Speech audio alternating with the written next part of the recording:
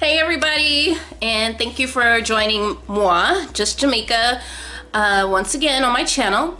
And I want to say I do have clothes on. It's like a little tube top thing, so if it happens to slide down a little and you just see skin up here, I am not naked.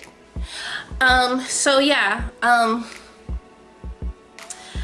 want to talk about how I saved myself for marriage. And when I say save myself, I'm sure a lot of you all know what that means. That I did not have sex until I got married. I want to say in the beginning that I didn't get married until I was 29 years old.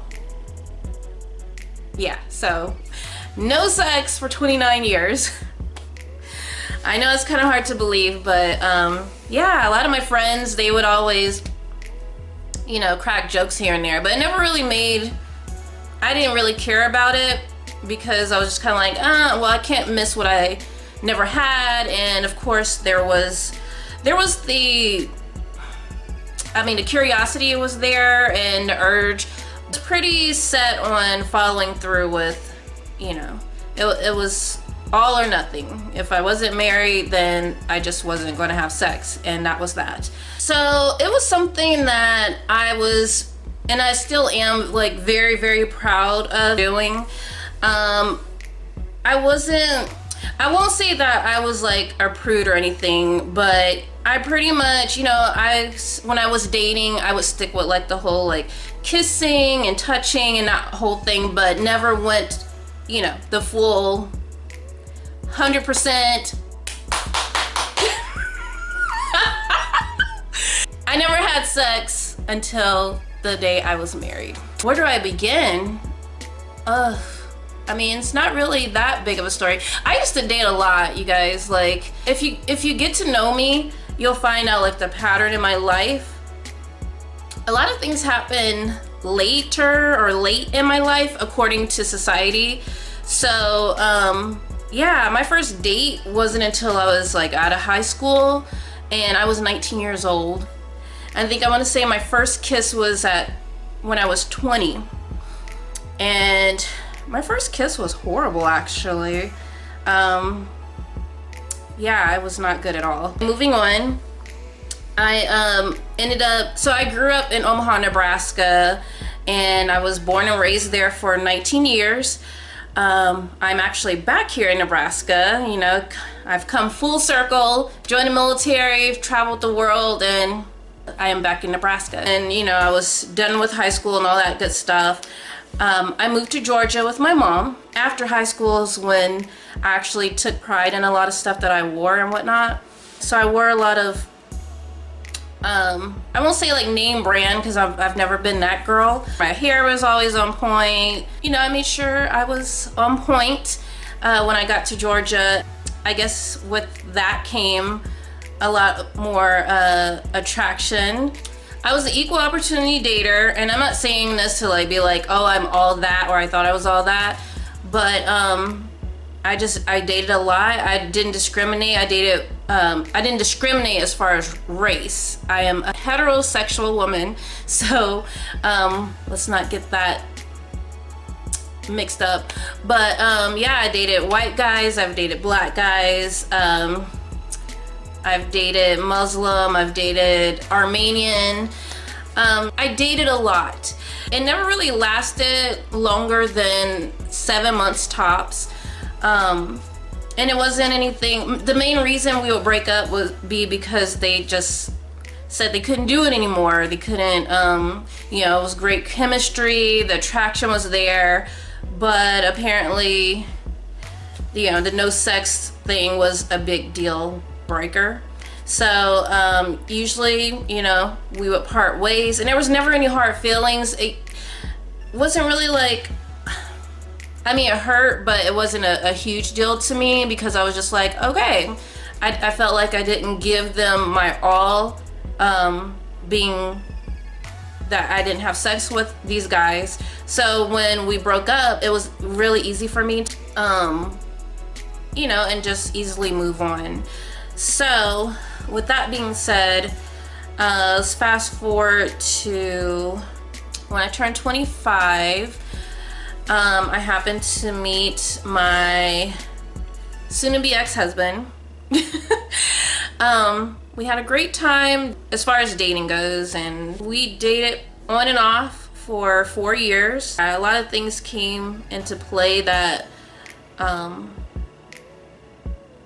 that caused us not to get married sooner. I won't really go into that because that will definitely be a story time for another video.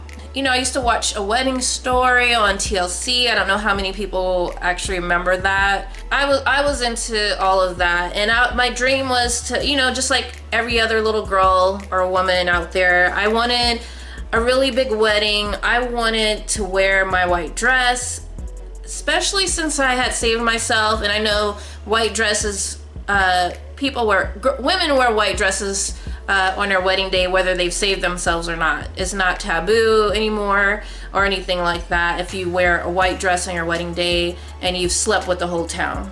But it was still special for me, I was really big on, if I ever got married, I want to wear a white wedding dress because I was like, I deserve this, dang it. I've waited this long, and you know, I was still considered, I don't know, pure or whatever you want to call it, and it was a big deal for me. So everything just from beginning to end from our relationship to the marriage to how everything ended, it was all wrong. I mean, I'm not going to sit here and bash him because, you know, it takes two. A lot of those things just didn't happen the way I had planned.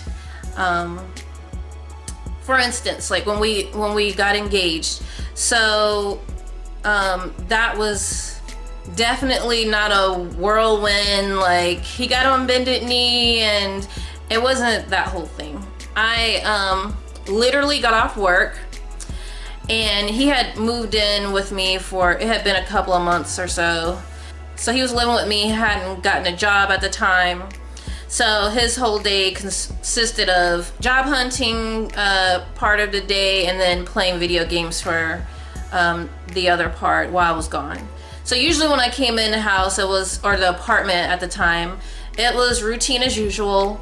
I would come in, I would still have my military uniform on, and I remember coming home one evening, and you know, it was routine. I went to the back room where we both usually spent most of our time, and he had his Xbox and everything hooked up. So I went into the back, and he was playing his video games, and I was just sitting there minding my business, watching him play whatever he was playing, and he never looked over at me or said anything to me. He just was doing this whole, you know, intense, I'm into my video game kind of thing, and he was staring at the screen the whole time playing his video games with one hand, and he took his other hand and he grabbed this little bag, and he didn't even look over at me. He just did one of these, here, I got something for you, and then he went back to playing his video game.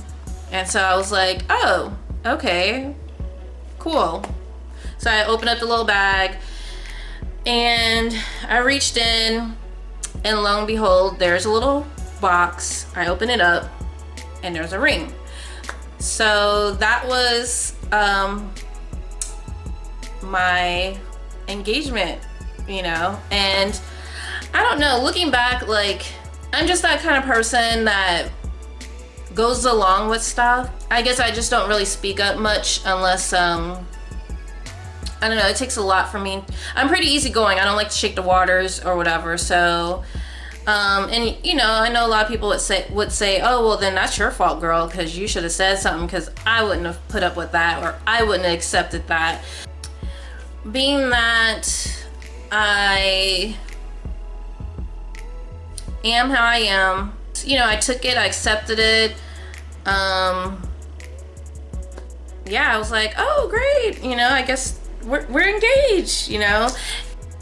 My soon-to-be ex is not really big on, he can be romantic at times, but he usually has a pretty big wall up when it comes to like his feelings and stuff like that. So I took it for what it was, and yeah, so we were engaged at that point. I do remember us getting into like a huge argument or a fight or something shortly after, and I remember taking the ring off and throwing it, and I think this was like a few months later, and we had moved into a newer apartment by then, and so a week went by, things simmered down, and I remember I came home from work and he had, you know, dinner. I think he had ordered like my favorite Chinese food, or I think it was like teriyaki, or I don't know what it was. But anyway, he had dinner, and then he had some candles lit and on the table, and my favorite dessert, and I guess he had thought about how wrong he was with how incorrect he came the first time he proposed to me. So then when we like kissed and made up, he got on bended knee this time and had my ring, and you know, did it properly and asked for my hand in marriage. And you know, obviously I accepted, and that was that. So I was appreciative that he took the time to, you know, recognize that, you know, a do-over was necessary. So anyway, moving on, we get married. We got married in March 2010. And another part of how everything was wrong, so our wedding days, it was not what I expected. It was, I always wanted to go into a church, or not necessarily a church, it could have been on a beach, but I just wanted something really nice. I wanted all my friends and family there, all his friends and family, and I wanted my white dress. But no, we ended up going to the courthouse. And I know there's plenty of people that go to the courthouse to get married, but you know, that was another like red flag for me. I don't know what to call it. It was just something else that I gave into that I didn't really want. I never wanted to get married in a courthouse, but I didn't save up money for a big wedding, and my parents didn't have the money for a wedding that I wanted.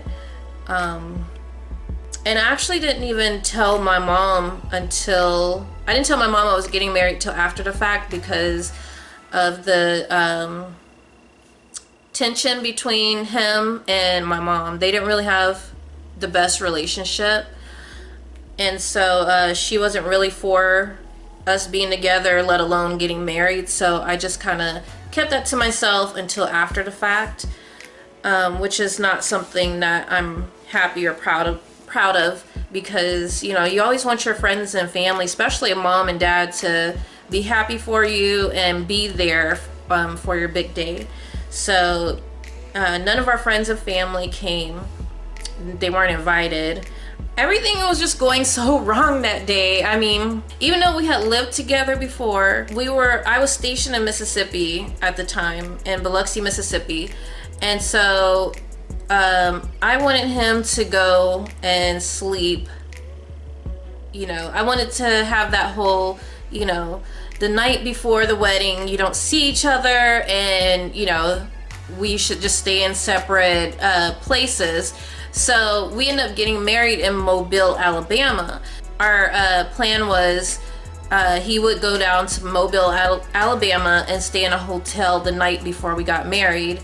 And then I would just drive down there, and yeah, and then we'll get married. We would get married in the courthouse, and then that would be that. even though he was in Mobile and, you know, like I said, an hour and a half away, we were, I guess, missing each other. So I ended up getting in my car and driving down to Mobile. I ended up driving down to Mobile to see him, just, you know, for like an hour or so. And then I end up driving an hour and a half right back to Mississippi so I can get to sleep and all that good stuff. Yeah, so I get back to Mississippi that night, and then when I woke up the next morning, I got everything together. I didn't have my white dress. I ended up wearing a purple Baby Gap dress, and it wasn't anything too fancy. It just had like a few jewels, like from the chest down. Yeah, so I got ready and I got back in my car that morning, and I drove all the way down to the hotel where he was staying at, and I realized I didn't have my ID card, my military ID card. In order to get your marriage license the same day and to get married in Mobile, you had to prove that you were military with your military ID card. And for some reason, I forgot it. I don't know, it was just a little crazy that morning. So I ended up having to get back in my car, drive back an hour and a half to Mississippi, and I'm looking for my card. I couldn't find it to save my life. I'm looking, tearing the apartment up. And it was, by the time I found it, it was in the bathroom, literally just laying on the counter, like my sink counter in the bathroom. And I'm like, how the heck did I not see that? Like, I literally must have walked past it 100 times, but the 101 time that I walked in there, I was like, oh, there it is. So yeah, I guess that was another red flag. I don't know. I was calling him the whole time going, oh my god, I can't find my ID card. I don't know what I'm gonna do. I can't find it. And I think he even said, well, maybe that's a sign or something, like, well, maybe we shouldn't get married or whatever. But anyway, I ended up finding it like an hour or so later. So then I drive all the way back to Mobile. So mind you, within a 28 hour time frame, I drove back and forth to Mobile, from Mississippi to Mobile 3 times. So this is my 3rd time going back to Mobile. And so yeah, so we get into the courthouse.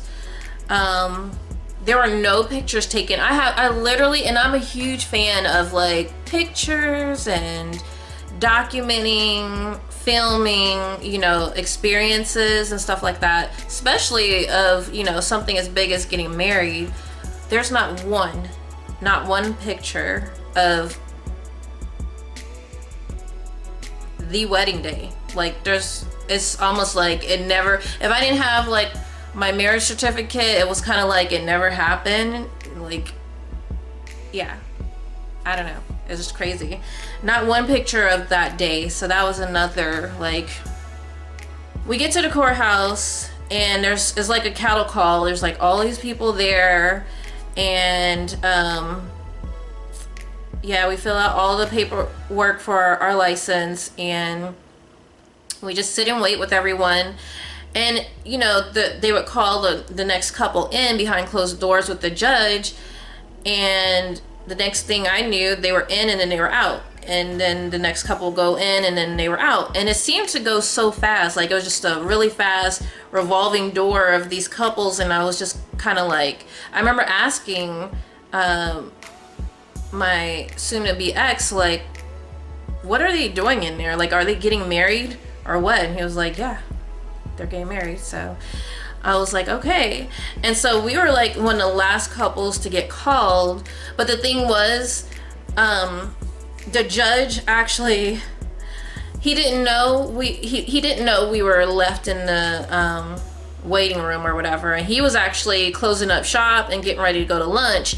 And I remember the secretary stopped him and was like, oh, you have one more couple. And he was like, one more? And she was like, yeah. And he was like, he mentioned something about, you know, let's get this over with so I can go to lunch or something. And it's like, wait a minute, that didn't really sound, you know, like, I don't know, it just didn't sound right. You know, I just went along with the program as I usually do. And so he called us in and he was like, you know, I mean, he was friendly for the most part, but it didn't really feel that special, if you know what I mean. Like, he didn't even, it was a lot of small talk, like, hey, where are you from? Where are you from? And then when it came down to like the saying the vows, he didn't even have us exchange rings. So anyway, my soon-to-be ex, he's never liked wearing rings. That's just not like his thing. And I know when we were dating, he would always say like if he ever got married, and I was his second wife. I will put that out there. So, but he said if he ever got married to me or anyone else, that he would not wear a ring because that wasn't his thing. So that to me was wrong as well, because I used to always argue back like, I don't care who it is, but you know, if I get married one day, my husband, whether it's you or someone else, you're gonna wear a ring. And he was just like, well, it ain't gonna be me, because I don't do that. I don't wear rings. I don't even wear watches. So, you know, it's not anything against you or whoever I get married to, but I don't do jewelry like that. So I was just kind of like, okay, whatever.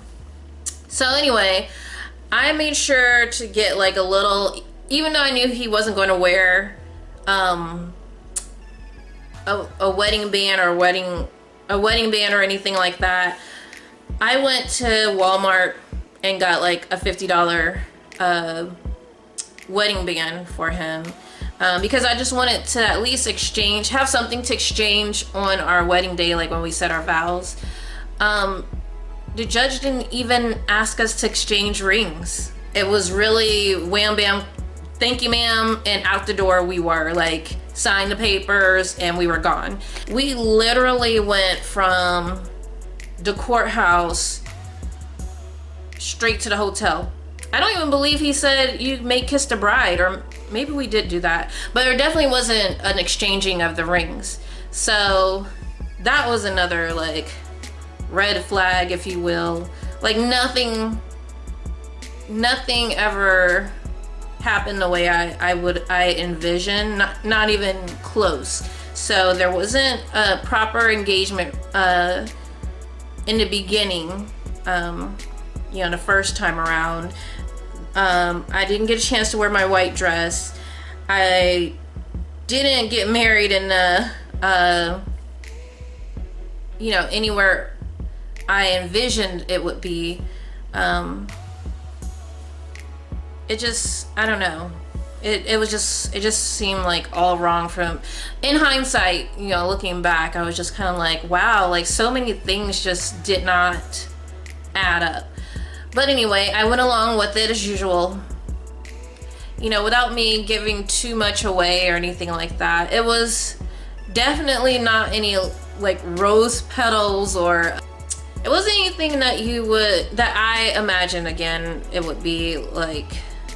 It definitely hurt, I will say that. It was extremely painful. It was so painful that I was like in tears. It was that painful.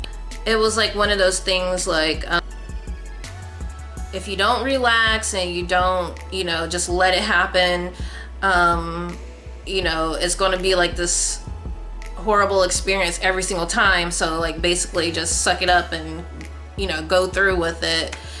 And so yeah, it wasn't like music playing in the background it just wasn't anything that I envisioned it would be. Let's just leave it like that. Leave it at that. Yeah, we have 3 beautiful kids out of all of this. You know, so we are actually going through a divorce right now.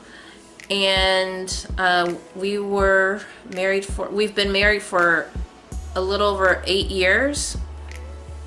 We have a 7-year-old son, and we have twin girls that are 4, and I love them to pieces. And if nothing great came out of this marriage, I will always say that it was my kids that were, that I'm grateful for. Any bad situation, you always want to look at the good that came out of it. So I definitely want to say our 3 kids are, they're amazing, they're beautiful, they're healthy, and I am just thankful for them. We are definitely blessed in that department. But yeah, so we're in the middle of a divorce, and we stay in separate houses. Our temporary order for custody is 50-50 right now, so they spend 50% of their time with their dad, and then the other 50% with me.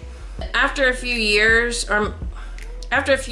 in the marriage, I think it was something we both knew. Well, I definitely knew eventually, like, divorce was gonna happen. It's not like I went into the marriage wanting a divorce in the end, but who does? But yeah, I wasn't really heartbroken about it. It was just something that it was kind of like inevitable, and once it officially happened, as far as papers and all that good stuff, or bad stuff, or however you want to put it, once that started coming into play, I feel like 100% at peace about it. It just wasn't meant for us to be together, and I'm just ready to move on. But yeah, it's just one of those things, and I hope to find someone special again in the future, not in the near future, because I just want to focus on myself and my children. Will I save myself again for the next person? I still believe, I really truly believe in no marriage before sex. I mean no sex before marriage. And I